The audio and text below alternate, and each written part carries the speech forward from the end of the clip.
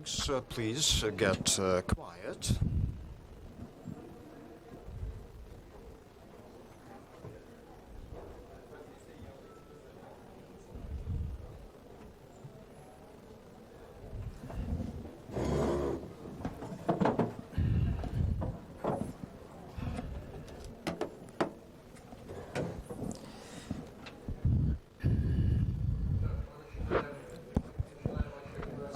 It's time for us to start another session. Please, dear colleagues, stop talking, and I need your attention, please.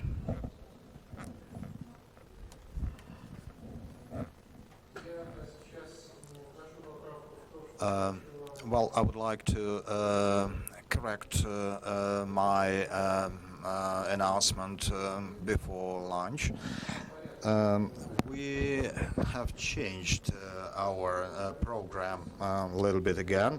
We're going to have the Norwegian session now, and Tatiana Kastuvijan will be after that.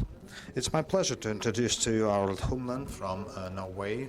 He's another expert from Norway, and he's the person who is not just a lawyer that program reads.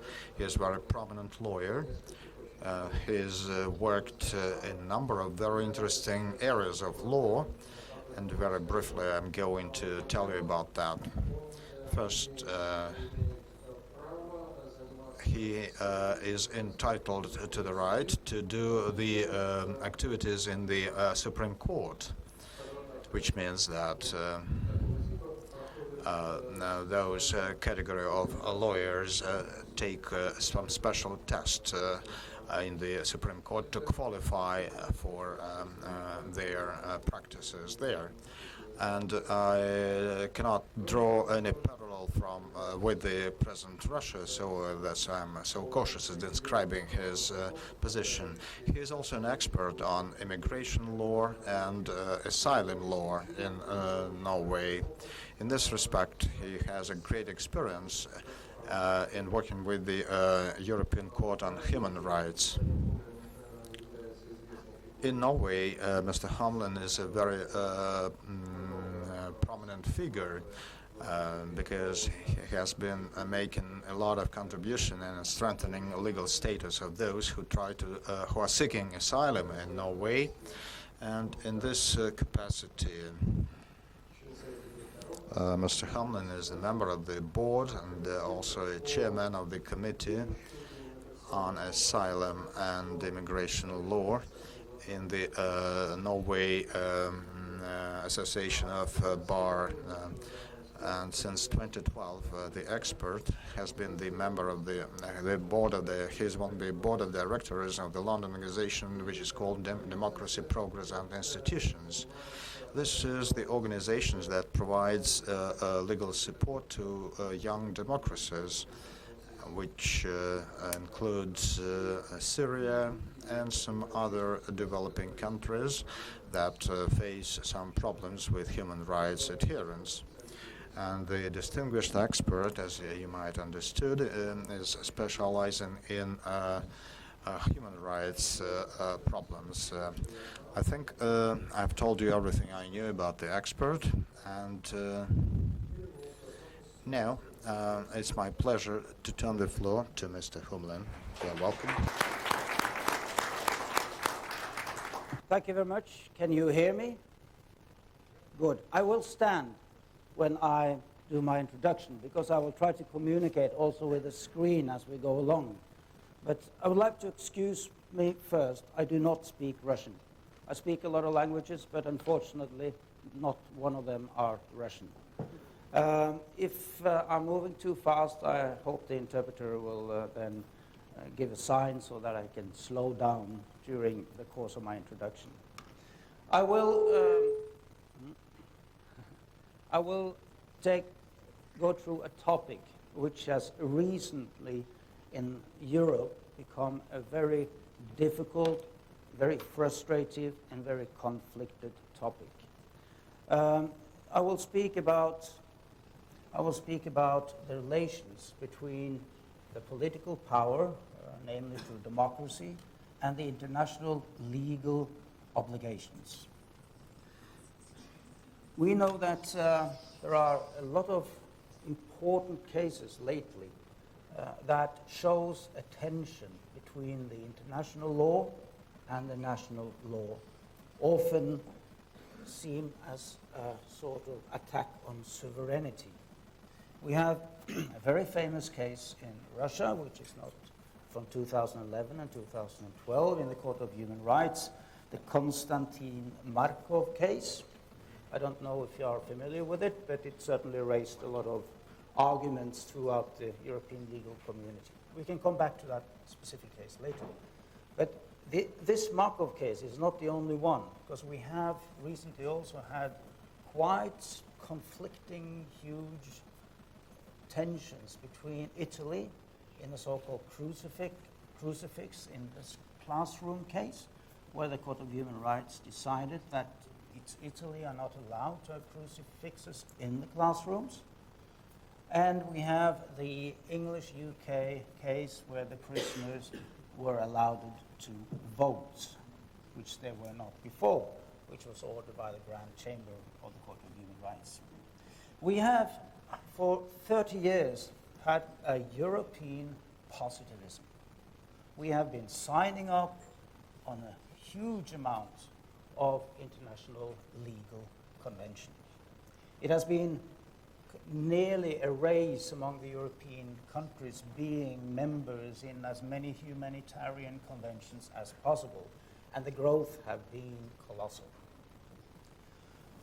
Now, the wave is coming back at us because we suddenly realize that these conventions actually means that we have to change our national legal systems. There is a demand for national change, and that seemed to be very, very problematic in a lot of the West European countries. They start to react with a tension towards these international conventions. The huge and the real big challenge in this field is the individual right-based conventions. And more specifically, even worse within the immigration and asylum sector. The development for the last 30 years can be described in 4 elements. You do not have to write this down because it will be on the homepage of the organization, so you can pick it up there. It's 4 directions the individual right-based convention has gone the last 30 years. The first one is the positive individual rights and international conflict handling systems. The most famous, of course, is the European Court of Human Rights, which is typical of that kind of conventions. Then you have the positive individual rights and national conflict handling, where the right based in the convention is being dealt with on national level, which is typical for the UN Convention on Asylum, the rights of refugees. The third is the Positive Individual Legal Standards Convention, which are not rights in itself, but are demanding certain standards of national legislation. The Child Convention, the UN Child Convention, is a typical example of that. And the last one is, though, the conventions which define legal positions, like the abolition of racism, the Convention on women's rights, on handicap rights, and so on, which are more defining standards and not right-based convention in itself. The protection regimes, as we call it, are the regimes, the conventions that gives individual people rights to protection. These are mainly concentrated on the UN Convention on Refugees, the Human Rights Convention status, humanitarian leave to stay, which is both based in conventions and in non-conventional based, and you have indirect protection conventions like the Child Conventions. biggest challenge Europe at the moment faces is the immigration and asylum development. More than 350,000 asylum seekers every year crosses the border to a Western European country.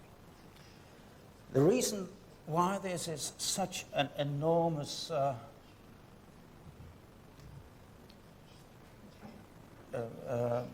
test on the civil standards of the Western European countries is not only because the sheer mass of asylum seekers, but it's because it also is causing a huge press on the legal systems to handle all the applications, and also naturally a huge social unrest and frustrations. And several conventions are being designed to handle these enormous masses of immigrants and asylum seekers. And the Dublin Convention system, which is the most significant of those conventions in Europe, has broken down. It doesn't work anymore. And you can see several countries breaks down under the burden of these enormous masses of asylum seekers and immigrants. And the challenge is enormous to find a way simply to handle 350,000 asylum seekers a year, to handle it fairly, to have systems that works within the rule of law, that is a just system for the treatment, and also the later integration part for those who are decided is going to have protections. So this is, at the moment, one of the huge challenges that Western Europe has, and I guess probably Russia as well. I'm going to, before I come back to a lot of questions to you concerning the relation between the right-based convention and the political powers, or the power within the democracy to rule within their own borders, which also is naturally a very conflicted zone. I will take you through the basic of the protection systems. I don't expect you to be experts on asylum when you leave here, but this is just to give you a framework to see how legally these conventions are constructed and how complicated they are to deal with, and what enormous resources that goes into the systems of dealing with the definition of the protection standards. That is a definition. It's first and foremost a huge challenge for the interpreter because it's a very long sentence and it's very difficult to translate. But it is a translation by Professor Hathaway where he has put all the criteria of an asylum case in one long sentence. I'll read it through and then we'll go to the next chapter because it's so complicated, this sentence, that it's really not very useful. But it says there, a person outside her or his country who needs and deserves international protection because he or she reasonably believes that her civil or political status puts her at risk of serious harm in that country and that her own government cannot or will not protect her or him. It's not easy to translate, and it's probably not easy to understand either. If you break this definition up, if you take it apart into small categories, if you break it up, you will end up with a landscape looking like this. This is the same definition, but it's broken up into pieces. And this is the table which they use in Norway when they are defining the different statuses. They're using this work tablet to go from point to point. The first criteria, which is the condition for any right. Before you pass the first criteria, you don't have any rights. The first criteria is alienage, or juridical power, that varies from one convention to another. Some conventions, right-based conventions, are based on territorial definitions, that you must be within the country. That's the alienage criteria. The other conventions, like the human rights conventions, is defining it through judicial power, which means that it's an area where you do have judicial power, like an embassy, like a ship in international trafficking under the Norwegian flag. Then you have a judicial power. Then there must be a danger element in your home country, which is called a genuine risk. You must be in some kind of genuine risk if you return back. Thirdly, it's not any risk which are of interest. People can go in and out of jail, stay there for a couple of two days or 3 days and then out again. That would not constitute a risk in the right protection-based convention. There must be something more. It's called serious harm. Then there must be a failure of state protection. The whole protection system is a subsidiary system. It means that it only comes into power if you cannot get the protection in your own country. It's called the burden shifting criteria. And the reason why it's called burden shift is because the burden of evidence goes from the individual over to the state. The state must prove that it is safe for you to return if they are going to deny you a protection status. So it changes all the other elements you as an individual must prove yourself. But at that stage, the burden of proof changes to the state. Then we have the narrow criteria, and this is where the Refugee Convention goes on of its own. It's the only convention, the UN Refugee Convention, the Asylum Convention, the asylum criteria, that goes on its own here. To this point, the human rights-based protections and the Asylum Convention protections are mostly similar. But here, there's a narrow criteria. If you can prove that the harm that you risk at home has a link to a specific status, political, ethnic, or any other status, within the main status reason in the Refugee Convention, then you pass us on to the UN Asylum Convention. And the last criteria is that you must be in need and you must deserve protection. This is also a criteria specifically for the Asylum Convention, not in the human rights protection scope. One would think that the alienage criteria is a very easy definable question. It's just you're outside of your own border, then you are alienated. But it's not that simple, has it shown. It has been quite a lot of strange cases throughout Europe on this point. You might know the specific person or the case concerning two individuals that was placed in the international transit hall of the airport of Orly and in the airport of Athens. In Athens, this individual stayed at the airport for 5 years, and in Orly for 3 years, in the transit hall. And the authorities said, well, this is not our area, this is international area. We don't have any responsibility for that. At the airport at Schiphol in Amsterdam, they built a cottage out on the airport. And they put people in there and say, well, you're not arrived yet. Sorry, you're not in Dutch response. It's not our responsibility. It took many years to solve that issue. But in the end, everybody, and it seemed clear and obvious that if you land on Dutch soil, you are in Holland. Same thing with Greece. But it took many years before the European state accepted that the transit hall was not actually was their own country. And the reason was that it was a murder in Belgium in the transit hall where, of course, the police moved in and started the criminal investigation. And then they said, well, see, you have the power. You even use your national police and do national investigation. So it is your territory, definitely. But it's also where you have judicial power.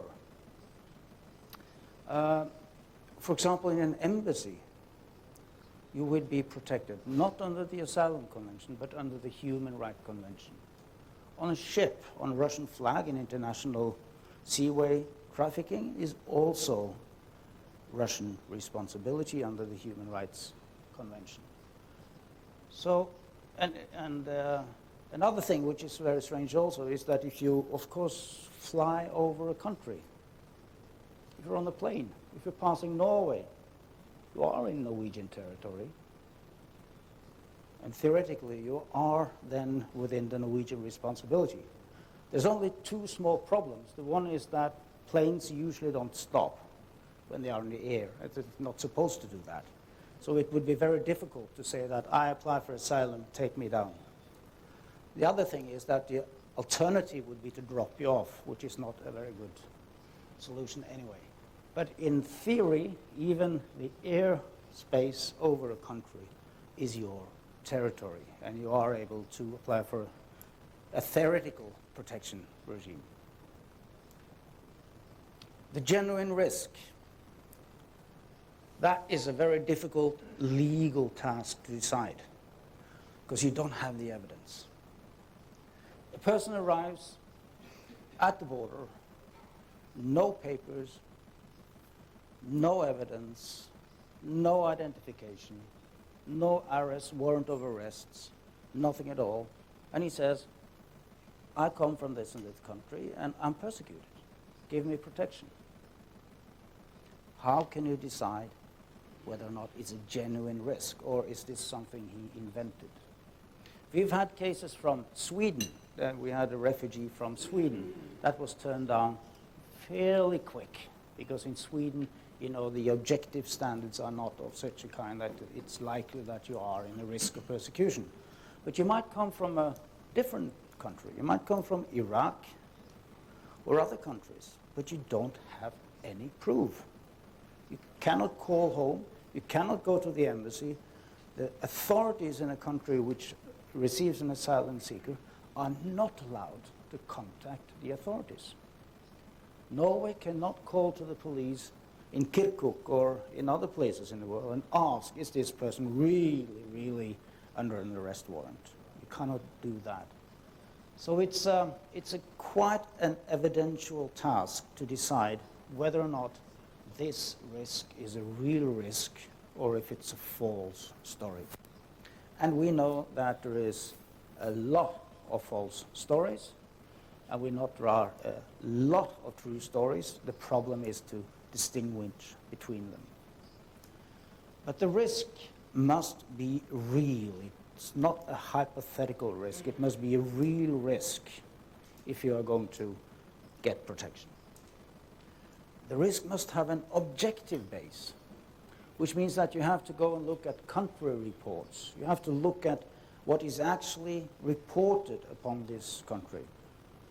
Is it true? Is it likely that individual belonging to this ethnical group is being persecuted in DRC, Congo, or other places? You must collect objective evidence proving that in this country, that story is likely to be true, if you find that his story can be trusted. It doesn't really matter whether you have been exposed of mistreatment before you left the country. You can have been in prison, you can have been mistreated, you can have been mishandled, sexually abused, or whatever, before you leave the country. It doesn't matter. It's not a part of the definition task. The question is always, will the risk of persecution occur at the time when you go back again? So it's actually a prognosis test, because you cannot know. You must look into the future and you must make a prognosis of what is likely to happen.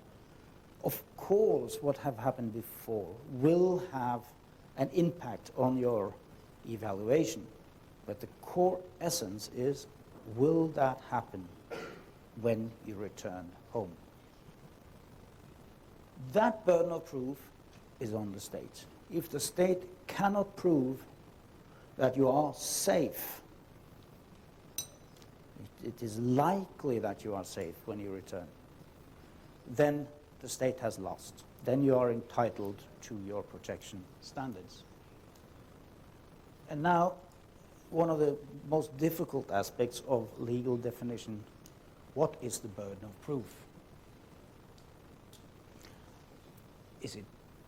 Must it be more than 50% likely that you will be facing a risk when you return? Or is it enough that it's a 10% risk? Where is the burden of proof? Where is the standards? In all civil cases, and I know that's typical also for Russia and most countries, it's always in civil cases, it's a 50% burden of proof. If it's more than 50% on the right side, then they win the case. If it's more on the left side, then they win the case. In the criminal standards, it's different. That's a much, much, much higher burden of proof for the police agents, advocates. But what about the protection rights? Well, it is generally thought. It's not easy to make a specific definition, but it is generally thought. And in theory, and in most cases for the Court of Human Rights, it's said that it's flexible. If it's a serious harm that you might risk if you return, if you are risking treatment against the Article 3 of the Human Rights Convention, which is torture, mistreatment of a serious kind, then the risk factor is low.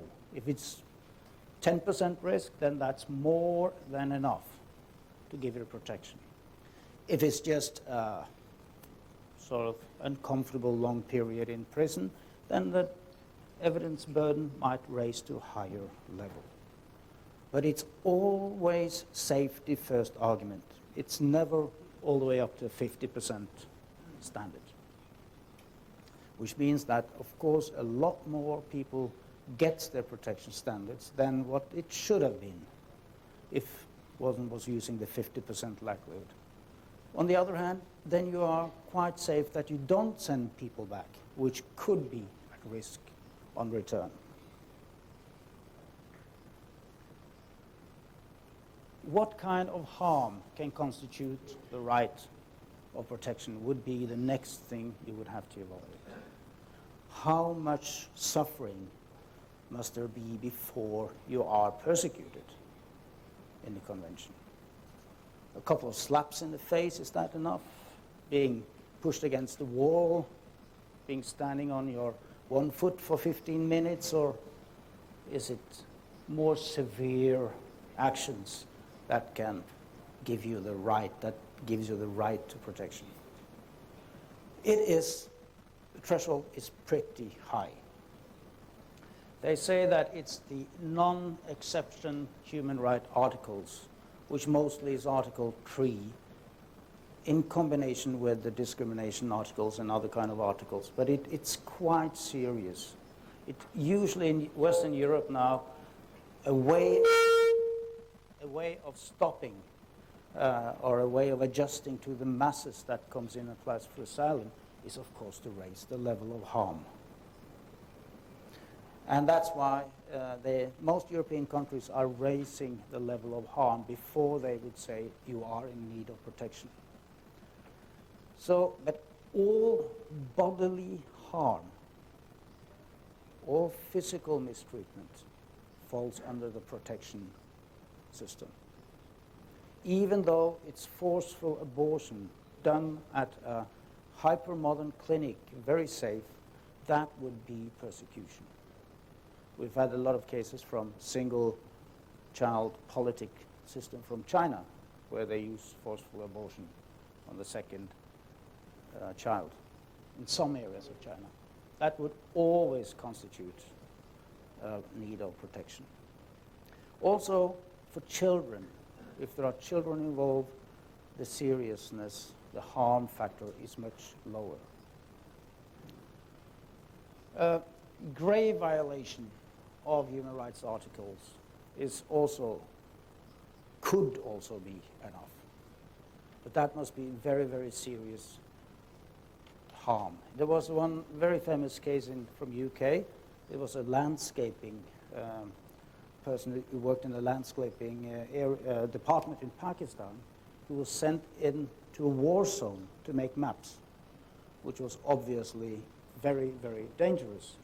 And he refused, and he went to UK, and then he got his asylum in UK, because that was, although it was part of his job, it would be so risky to send him into an area of armed conflict that he was given asylum.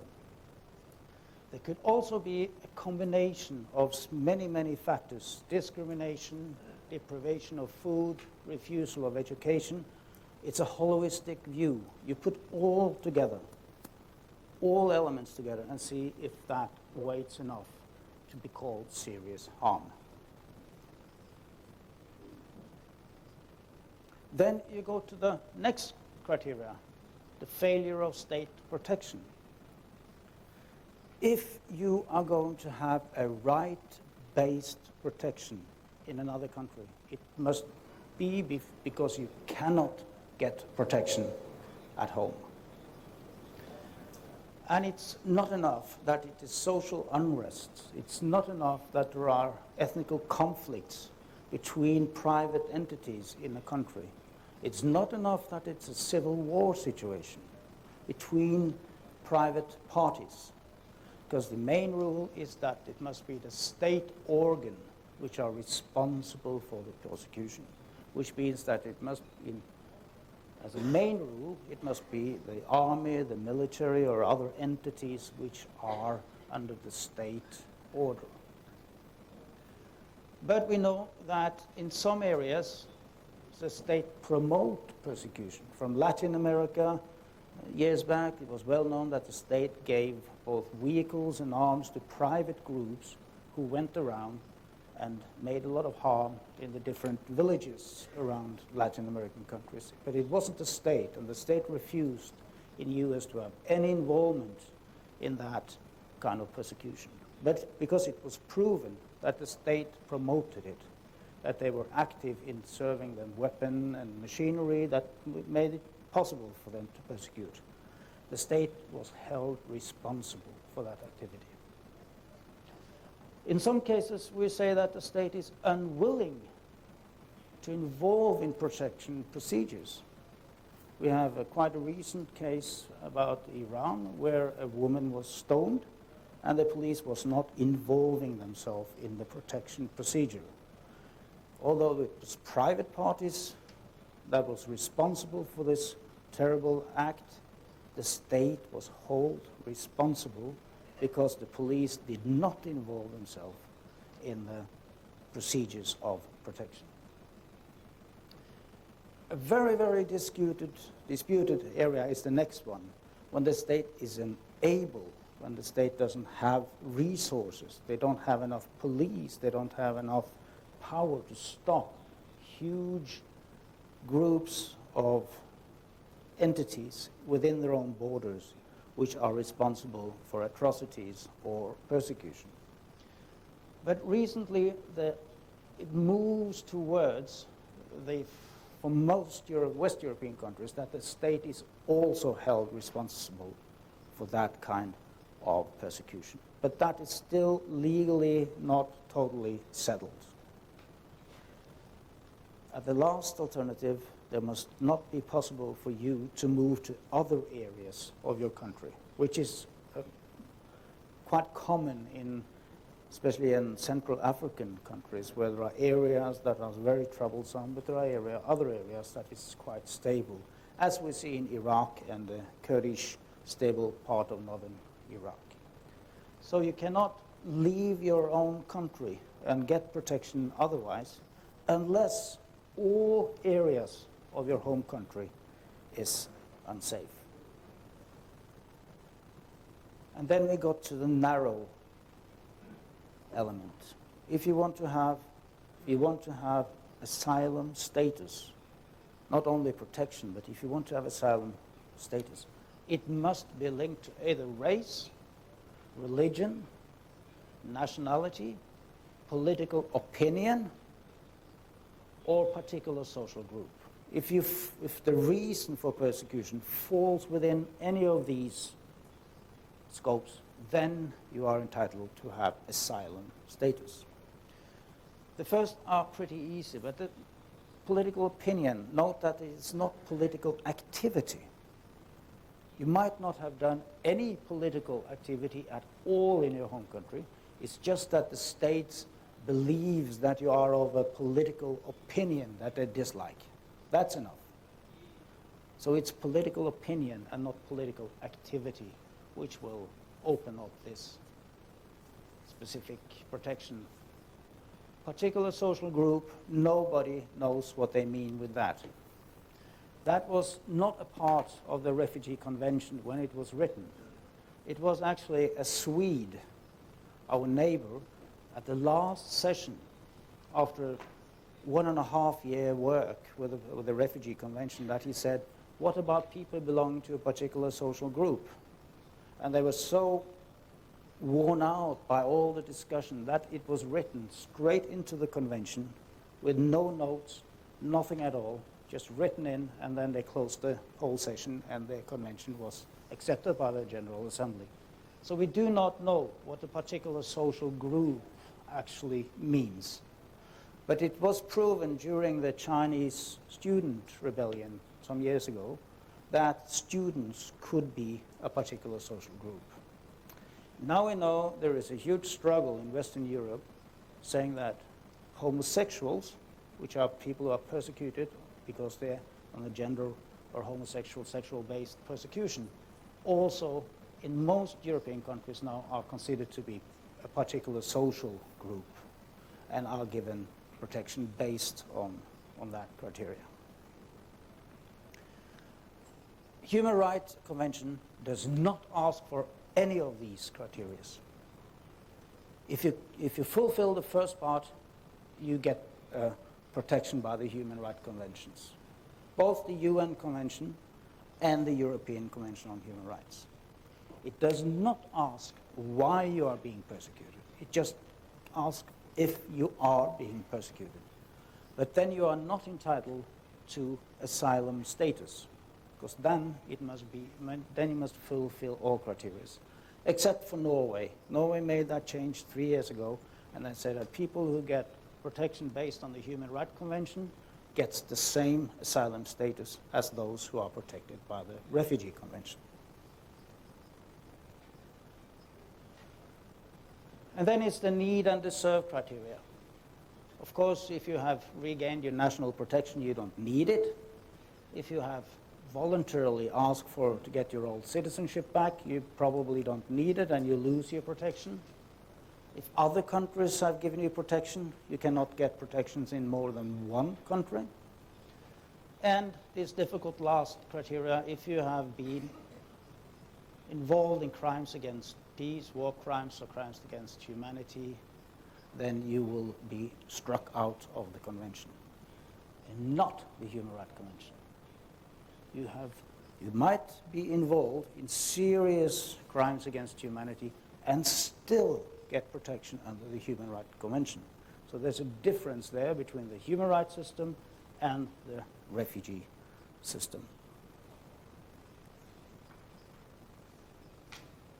Who makes the decision?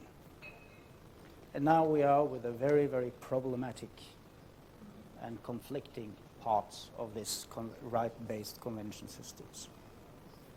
Who is it that, in the last hand, gives protection? I always ask, because I teach at the police academy in Oslo, and I always asked, having presented the different categories of protection, the police, who is it who actually gives protection? And it becomes very, very quiet, even more quiet than here. Who is it? Who is giving the protection? Depends on the policies that a particular country runs. Does it? Depends on the politics of the country. It's a political issue. Is it? It must be a legal issue, but it's political. Yes, you probably struck 10 there. It must be a legal issue, but it probably is a political issue, and that is the problem. This convention, the UN Convention on Refugee, is a legal convention. It is legal standard. It's even very, very complicated legal standards. The definition is very complicated. It needs resources, and it's also difficult because people don't have any proof of their status. So they have to be interviewed, they have to be cross-examined, they have to go through all these systems to clear the factual grounds. But it's a legal entity. In Norway, in the parliament, they are discussing whether or not they should have a liberal or a strict asylum policy. But it's not the policy questions. The parliament cannot do anything. They're not allowed to do any adjustments of the standards of the UN Convention because it is a legal document. And where does legal documents go? They go to court. In your case, it's the Constitutional Court who makes the decisions, who sets the standards, who defines the criteria. It's not the politicians. But it seems like it is because all the politicians in Western Europe are discussing it. And it's total without meaning because it doesn't belong on the political table. It's a court issue. And that is where these decisions are being made. But it's very, very difficult for politicians to accept it because what happens is that it narrows down the political freedom. It narrows down the democracy in itself because it conflicts, it overruns the political power. And that is what they are suddenly starting to realize in Europe now that the masses have come up, the resources have gone down, and the unrest have happened among the different social life in the European countries. It still is a legal question, and the politician cannot adjust it. What about the Human Rights Convention status? That is easier. Where is the final word said on a human right-based protection?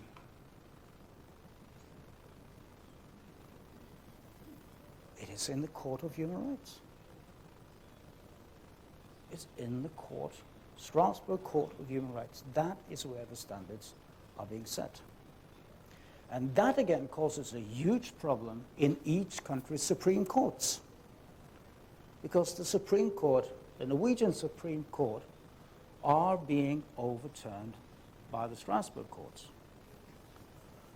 Some Supreme Courts says that, okay, well, put their hand in the pocket and become sour and just try to forget about it, that their decisions have been overruled by the Supreme Court. And others react very aggressively then to the Court of Human Rights because they interfere in the Supreme Court activity, and you get a conflict, and you get tension, as is the situation in the Western European countries at the moment.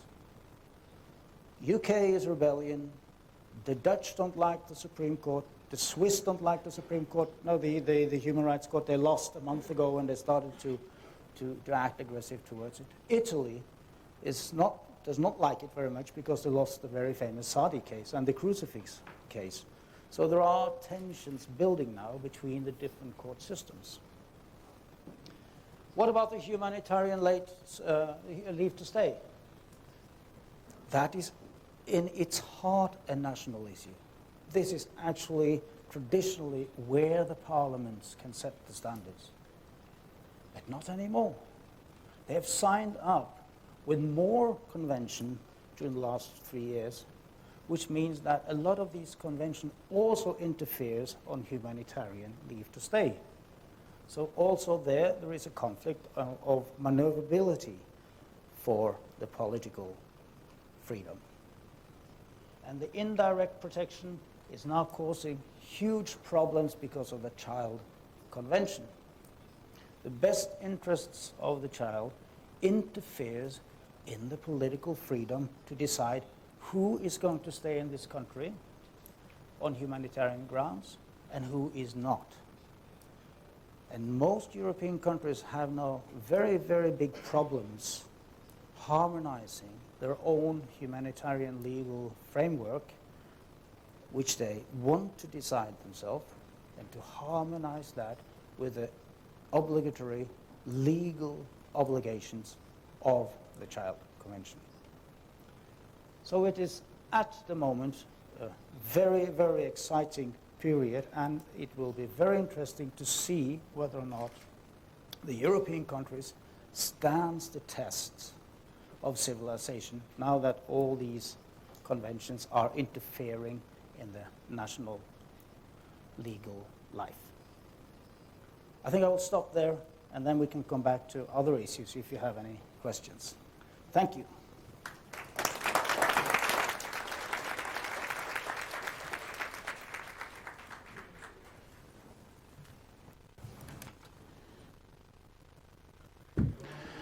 Thank you very much, colleagues. The procedures that have been taken into the title of this session are indeed of great import.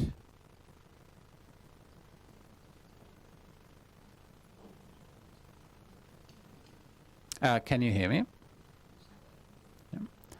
Yeah. I hope you can hear me. All right, let's take the questions as they go. My colleague from the wall. Yeah. Good afternoon. Artur Rudakov from Rostov-on-Don in the southern Russia. Is there an understanding in the European community, in the European societies, that providing the asylum, the whole system often stalls because the system is often abused and there... I apologize, there may be something wrong with the receiver, and the interpretation may not go in depending on the channel.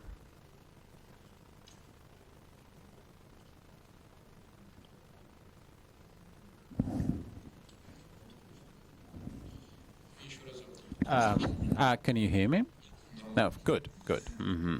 So the question is, if there is understanding in the European societies and communities that the system of political asylums is often abused as people who might have even committed war crimes, such as citizens of Somalia or even Chechnya might have gotten political asylum.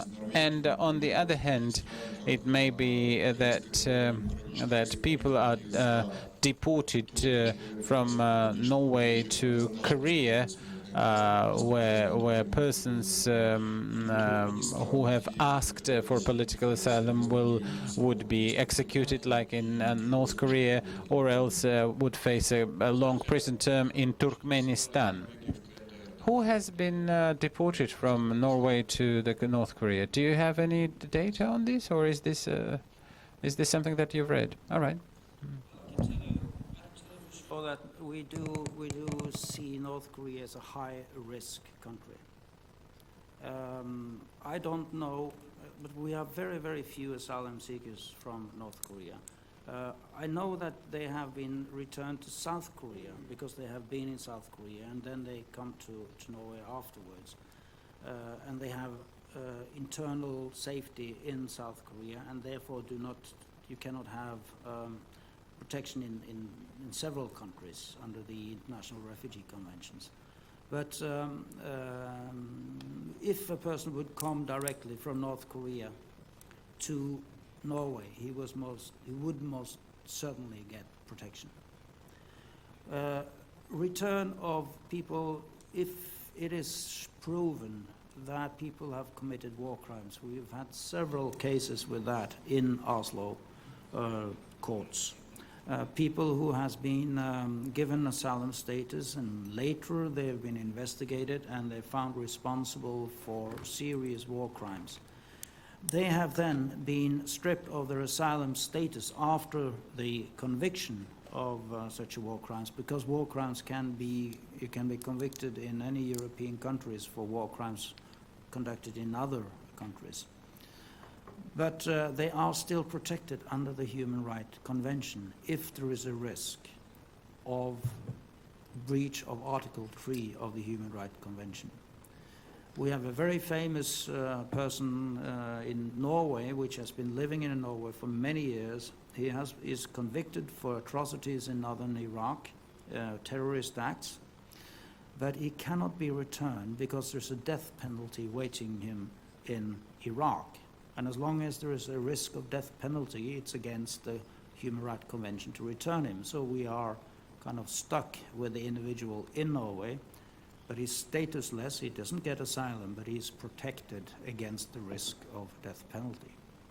This was a huge case a few years ago in the Grand Chamber of the Court of Human Rights in the Sadi case against Italy. It was followed very, very closely from several European countries, and they also took part, intervened on Italy's side, because they wanted to send Mr. Sadi back to Somalia, where he definitely had committed terror acts of a very, very grave nature. And the argument was, for the Court of Human Rights, was that a person who breaches the elementary rights that are protected in the same convention should not enjoy the protection from this convention. And the pressure on the Court of Human Rights was very, very strong politically to say that terrorists must not be given protection by the system of Human Rights Convention. But an unanimously court said no. We must still, whether or not he's a terrorist, doesn't matter. We must keep our civil standards within the framework of the Human Rights Convention and protect him until we are sure that he is not being victimized upon return.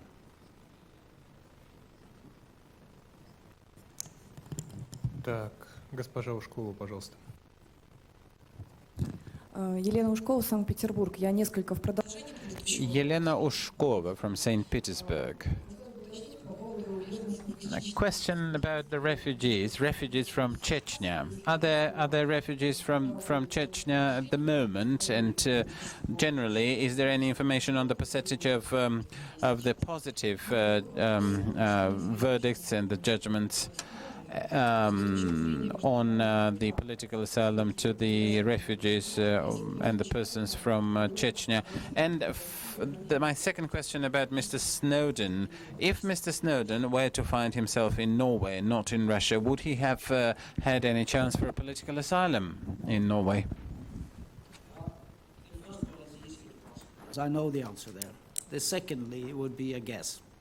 But in Chechnyans, we have Chechen refugees in Norway and in several other countries in Europe as well. In general, they do not get protection. But if they are individualized and a risk based on an individual fear of persecution upon arrival, they will get protection based on that. But being a Chechenian is not enough in itself. Although you come from a specifically violent area, you will not get protection in general. But there are some Chechens who get protection, and there are, as you might be aware of, also quite many cases with Chechenians in the Court of Human Rights with the Article 3 scope, breaches of Article 3. And so it is possible for Chechens to get asylum in Europe, but on a general basis, they are not awarded asylum just for being Chechens. Snowden. Many years ago, there was a case against a person called Mr. Søring in the Court of Human Rights. It's a very famous case of the Søring case, it's called. He was a German citizen that had been living in U.S. And he was then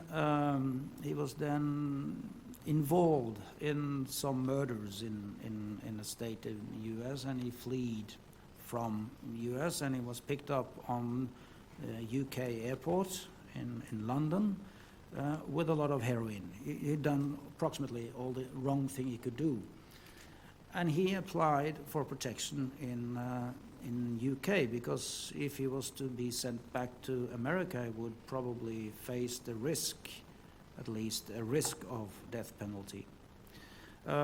He won the case in Strasbourg because of the fact that, not that he would risk death penalty, but the fact that he would risk be sitting on a death row for up to 10 years during the formal proceedings before he would actually be in risk to be killed or executed. And because of this heavy social and psychological effect on sitting on death row for such a long period, he was given protection by the Court of Human Rights in UK, although he'd done all the wrong things in the world that he could do. Snowden has a different background, naturally, because he has not committed murders or anything. The question would be, would he stand a fair trial? That would be the first question in US. Did he have legitimate aim for what he was doing? And would the sentencing be disproportional towards what he's actually committed?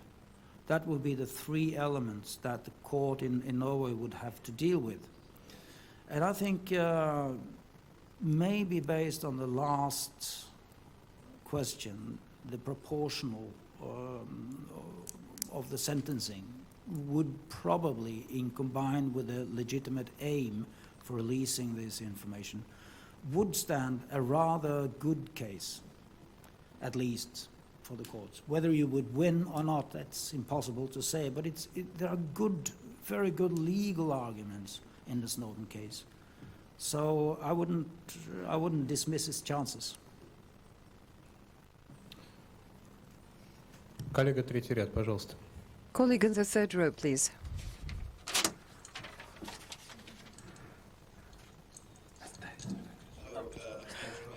Ms. Umar, my question to you is, are there any considerations for asylum seekers in case they settle down in the country of asylum and start intermarrying in the country of asylum?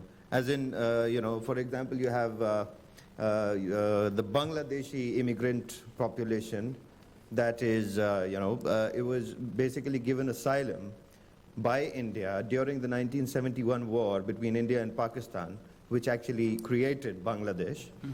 And what is happening now is that they have intermarried and they have settled down, and now the Indian population is actually persecuting them, and they're being killed and murdered, and their houses are being burnt.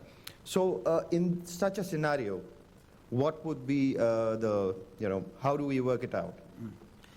I'm familiar with the problem. I've been through such cases, and the first thing you must ask for is obviously, it's true as you say, there are very, very problematic being a Bangladesh origin in India, in certain areas in India. But it's a three-step methodology here. First you have to say, or ask, is he unsafe all over India? Or is it just in that area where he lives? If the problems is located in the area of India where he lives, then you must ask the other places in India, is it reasonable that he should relocate to that area? If that's not the situation, then the third question you must ask is he now safe in his country of origin? Is he now safe in Bangladesh? And if he is safe in Bangladesh, if he still have his citizenship there, then he could be returned there. If he do not have juridical rights to return to Bangladesh, he would be a refugee in Norway. Коллеги, вот наш коллега пострадал. Dear colleagues, our colleague who suffered on the on civic enlightenment field, thank you, Tbilisi School of Political Studies, Vahtan Tsatsanava. Well, approximately, it was 2007, if I'm not mistaken. Georgia heard the most high-profile case about murder of citizen Sandro Gergliani. In his murder were involved most high-ranking officials from special services of Georgia. It was a very high-profile case. It's well known in Europe, and the European Court on Human Rights, the Strasbourg Court, which we are referring to, recognized that many officials as guilty. And in the conclusive speech, he described the violations that the prosecutor's office, the Ministry of Justice of Georgia, made, and the court was worried that how much the then government in Georgia, how much it tried to, in every way, to help people who were involved in that crime, to cover up. Just recently, one of the suspects, Mr. Ohalaya, who was in charge of the Department of Constitutional Security of Georgia, was detained in Greece when he tried illegally, by using false documents, to get from Greece to Italy. I must tell you that a week ago, Greek court returned a decision and released Mr. Ohalaya on the bail of €100,000. On the one side, the European Court in Strasbourg, an international court, recognizes that Mr. Ohalaya is guilty of this crime. And on the other side, Greece, that is a member of the EU and is also recognizes jurisdiction of the Strasbourg Court, sets free this man who is a suspect in this crime. I will not take the courage and responsibility to claim that he's guilty, but tell me, please, where is this dividing line, and where can we make sure? Because among the European countries, the court is not just taking contradictory decisions. Then what do we do? Where do we look for truth and justice? It was a complex issue. But I can give you a very simple but not a very pleasant answer to it. The fact is that the Strasbourg Court is only valid towards the state, which is party of the case.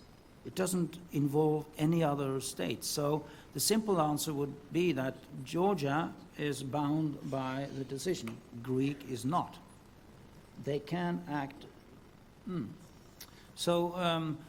And it's the same thing as in any civil suit, is that it's only regulating the duties among the parties of the case. And that's the way it works with Strasbourg as well. You can have a decision against Norway for doing atrocities. Then you can see that Sweden operates with the same atrocities, and they are not bound by the decision. Of course, there is an intention that everybody shall act within the standards of the rulings of the court, but the legally binding process is only among the parties in the case. So whether or not Georgia has been convicted, or it's a collective conviction, it's not an individual criminal conviction in the Court of Human Rights, it's a state responsibility. But even if the state responsibility is clear in the Court of Human Rights, another state is not bound by it. So you might get a whole field of contradictory decisions throughout whole Europe. And this is the problem now with moral cases and religious cases, that you have different practicing all over Europe, although Italy has had a very strong conviction against them that say that you're not allowed to have any religious symbols in school. We know that most countries do still have it, and they still continue it, although the court has said that it's not acceptable. It's discriminatory towards other religions. So it is not a unanimous country. Each individual has to bring his own case against his own state or the responsible state. So I think that's the answer. Our graduate Yulia Счастливцева now has the floor. Yulia Счастливцева, graduate of Moscow School. Well, I would like to continue the question that my colleague asked. In my view, today, the international legal system, we see crisis. We see what is going on. There is revision, and in some cases, they're destroying the concept of a universality of human rights. In view of the recent political events, we see the rule with the supremacy of force over legal system, and regional systems take the upper hand. So it would be interesting to hear your opinion as a lawyer who analyzes these processes. Do you have any arguments to support integration in legal matters, or you don't think this is the right place for integration and maybe regionalization is the solution here in legal matters? I'm not really sure that I really understood what issue you addressed. I wonder if you could try to exemplify your question.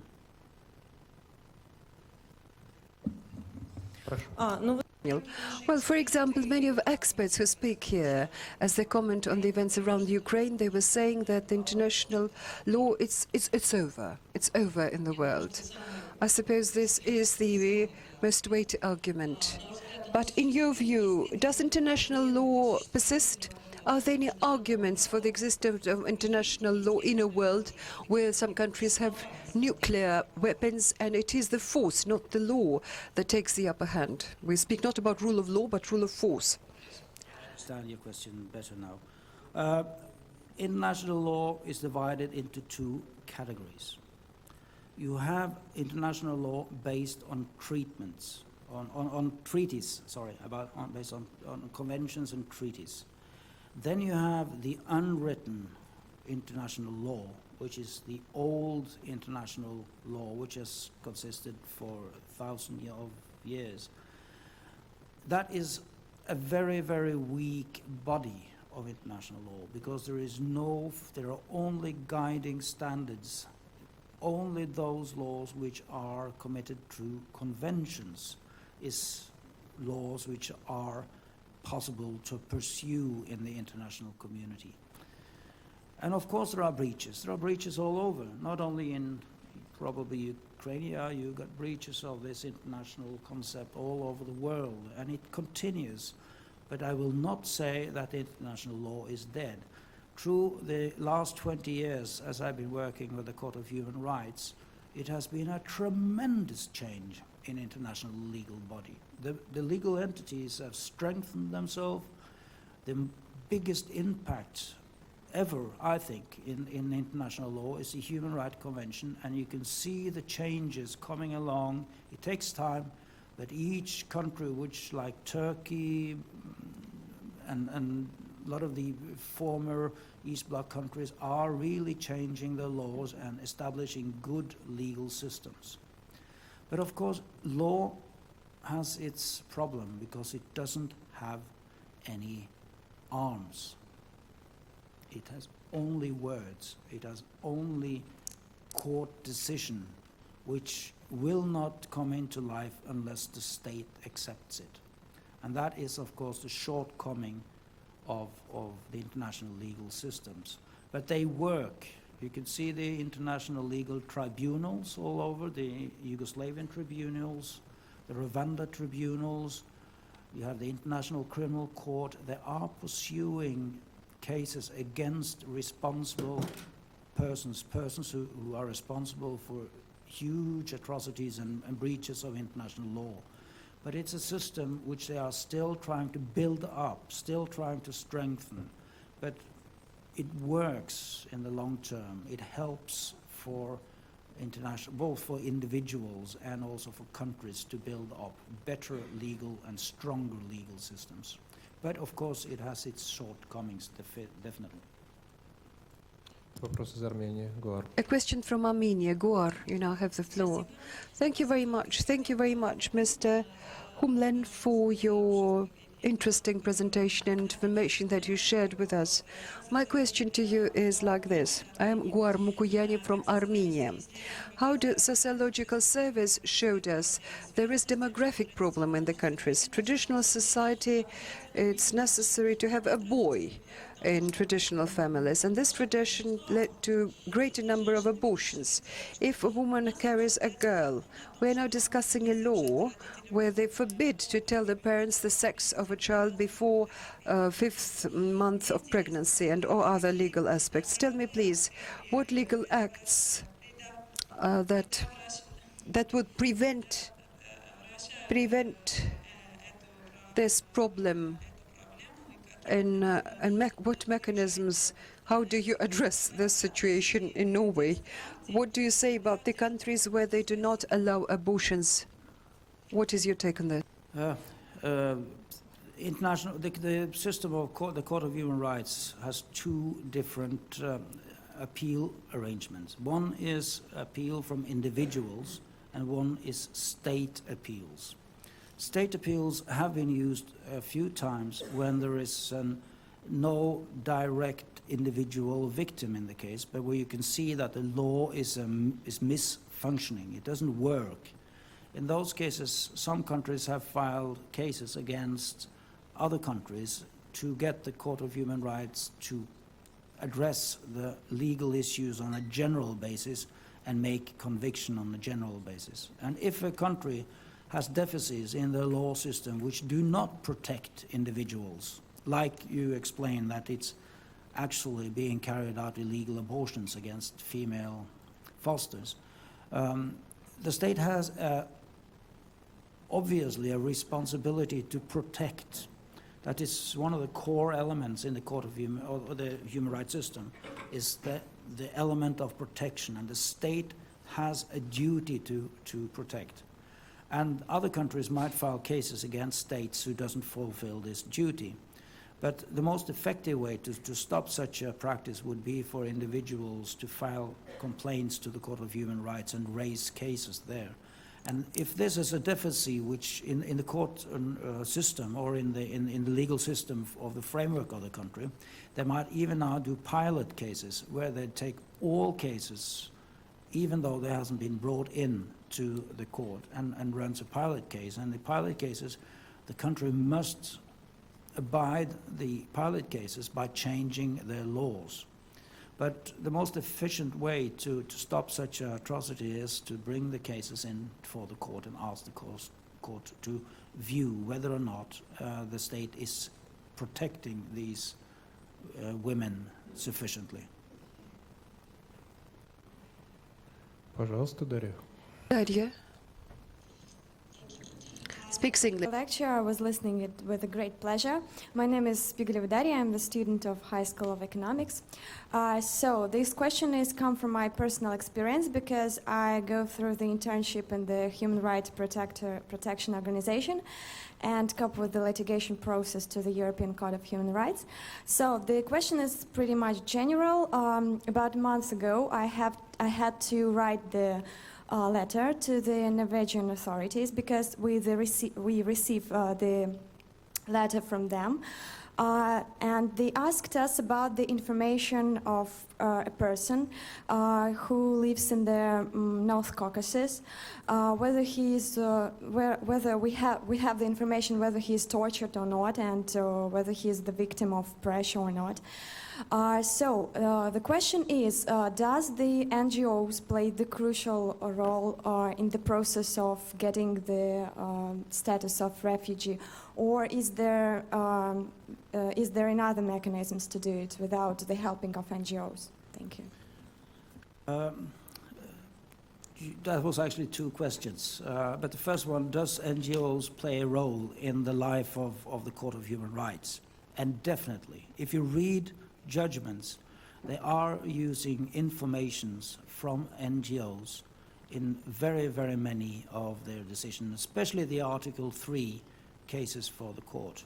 So, of course, the land information, country information provided by NGOs are being used in the court's decisions, also within the judgment itself. So they play a huge role in bringing knowledge to the court.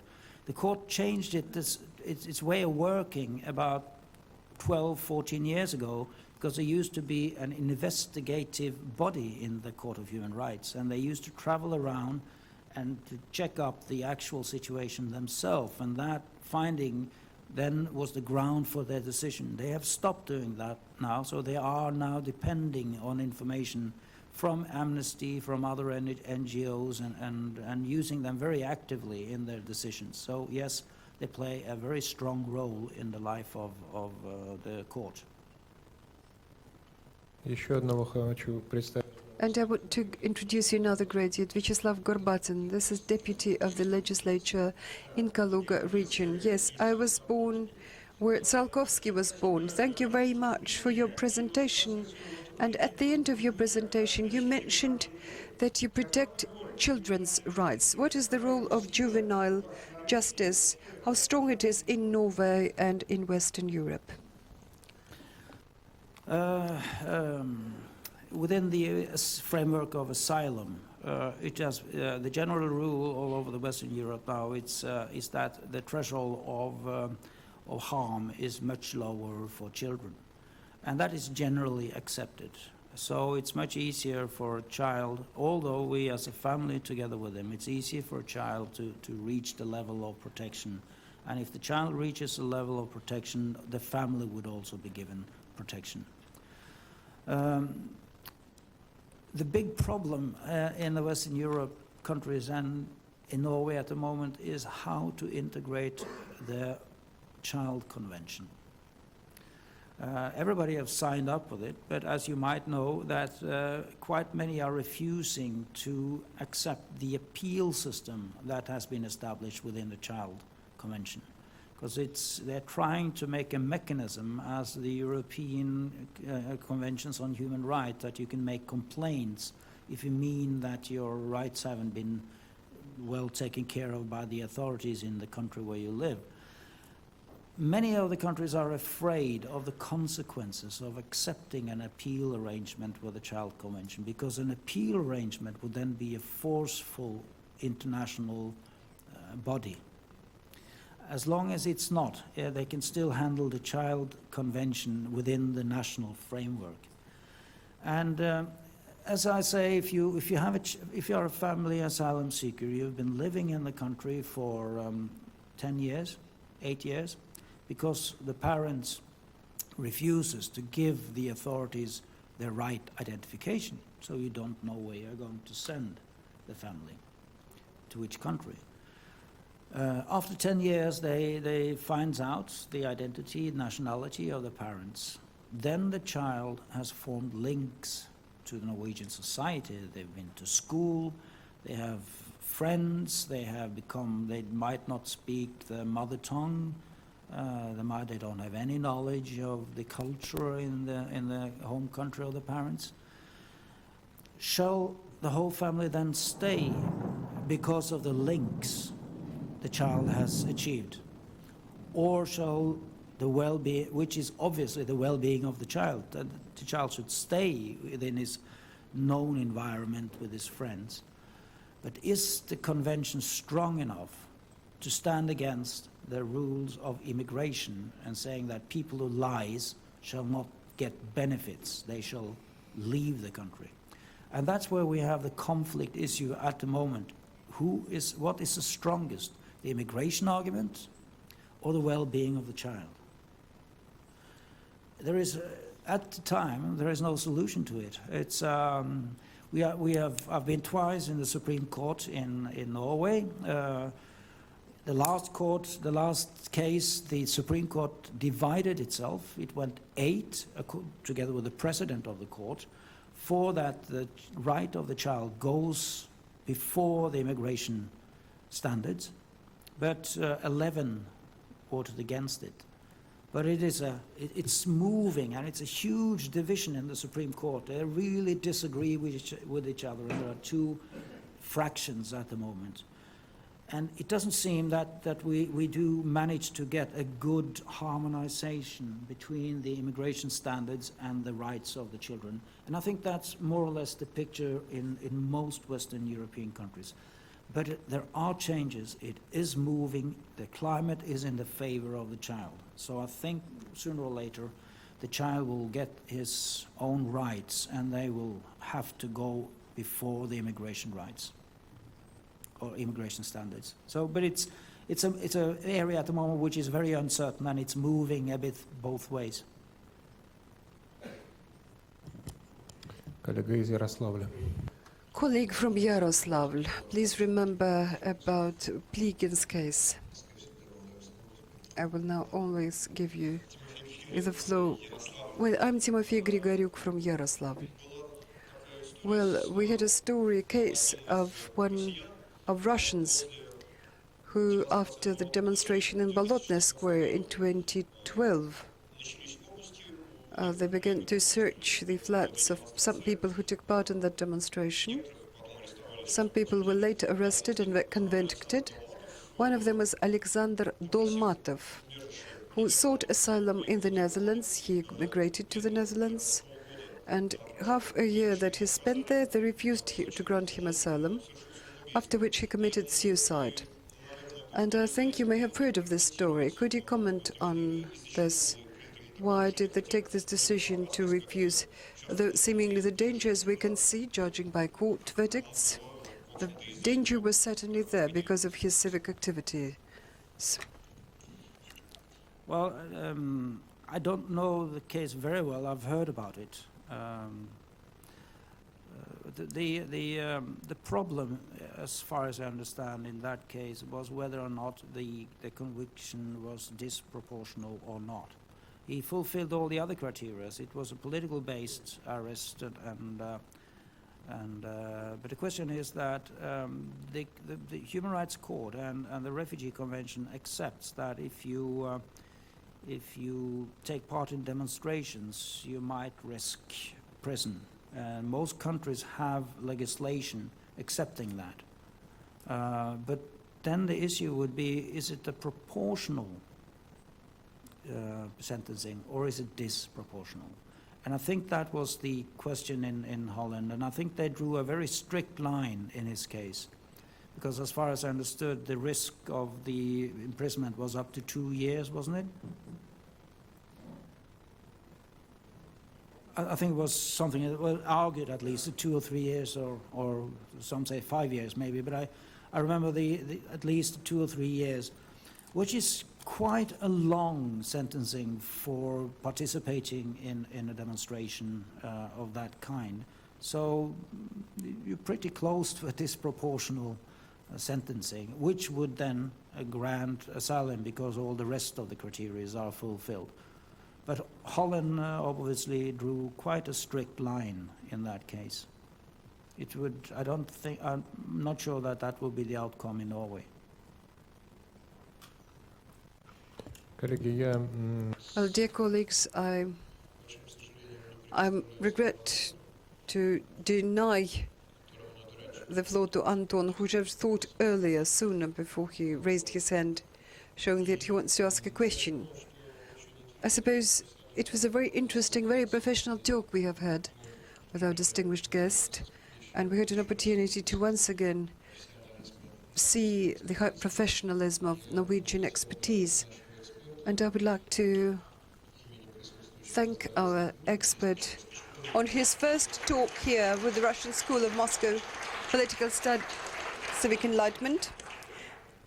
It was the debut, so we adjourn for half an hour for coffee break. Thank you. It was very good. Thank you so very much for the lecture. Thank you. I just